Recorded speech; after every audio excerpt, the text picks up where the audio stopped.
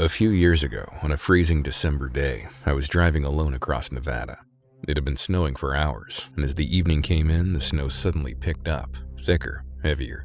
It started piling up on the road, so I slowed way down. After a while, I saw something up ahead, a figure standing right in the middle of the highway. At first, I thought my eyes were playing tricks on me, but as I got closer, I realized it was a person. I almost hit him. He was completely covered in snow from head to toe. I couldn't make out anything, just a human shape swallowed by white. I stopped the car, rolled down the window, and yelled, "What are you doing there?" He slowly lifted his head. That's when I saw it, a white plastic mask covering his entire face. White snow everywhere, and that blank white mask staring back at me. It sent a chill straight through me. I thought, what the hell is he doing standing in the middle of the road? So I rolled the window back up and started to drive past him. Then he suddenly raised both hands, signaling me to stop. He didn't say a word.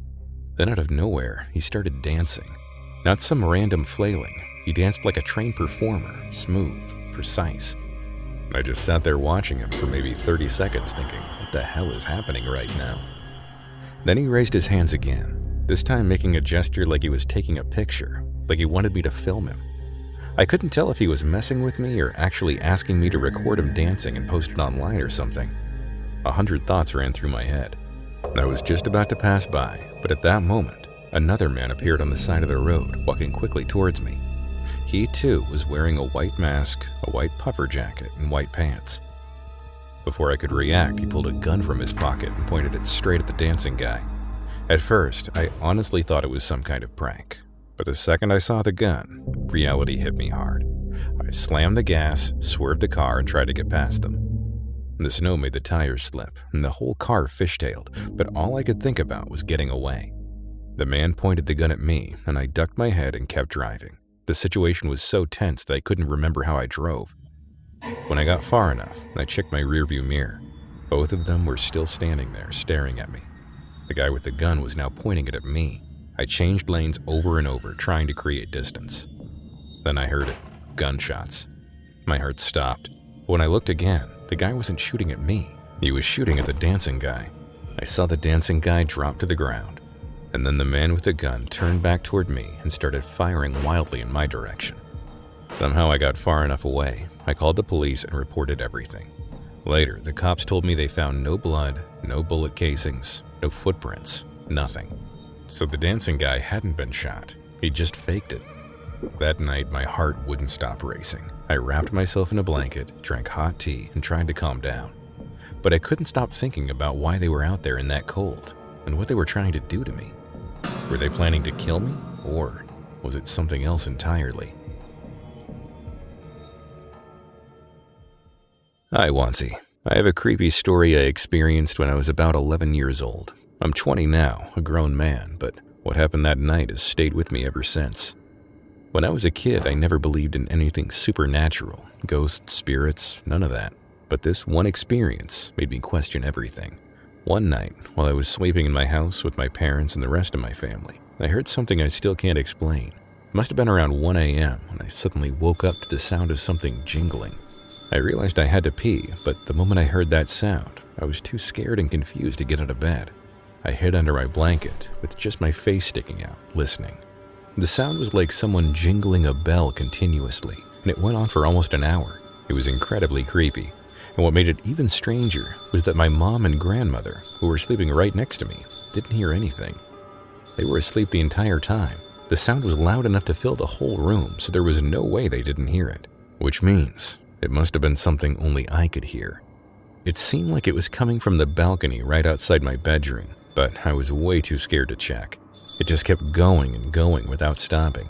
I tried to ignore it and force myself back to sleep, but it was so distracting that I just lay there awake until I eventually dozed off.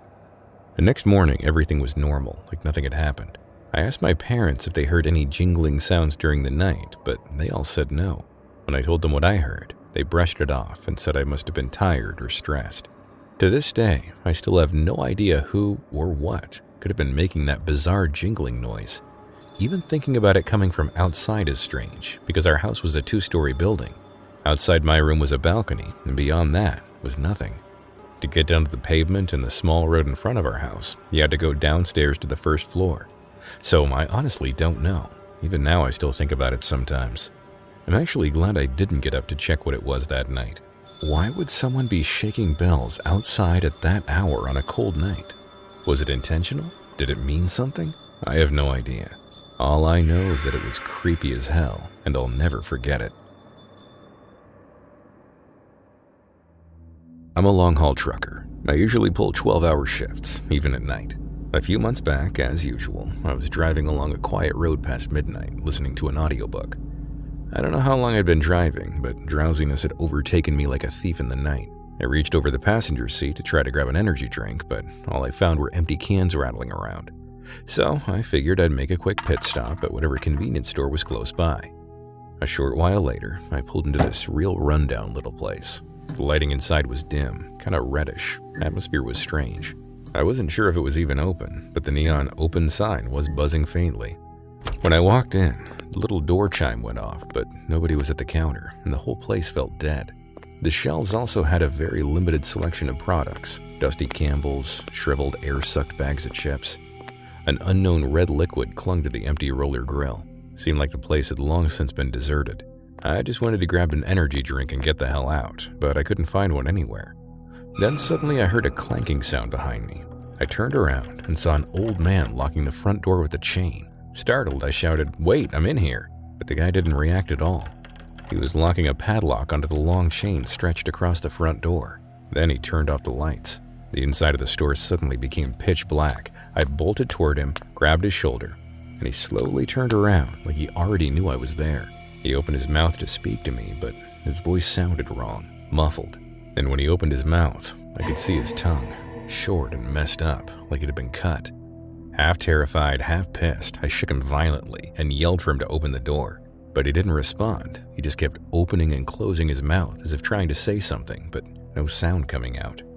Just then, a door opened in the staff office behind me, and I heard the sound of heavy footsteps.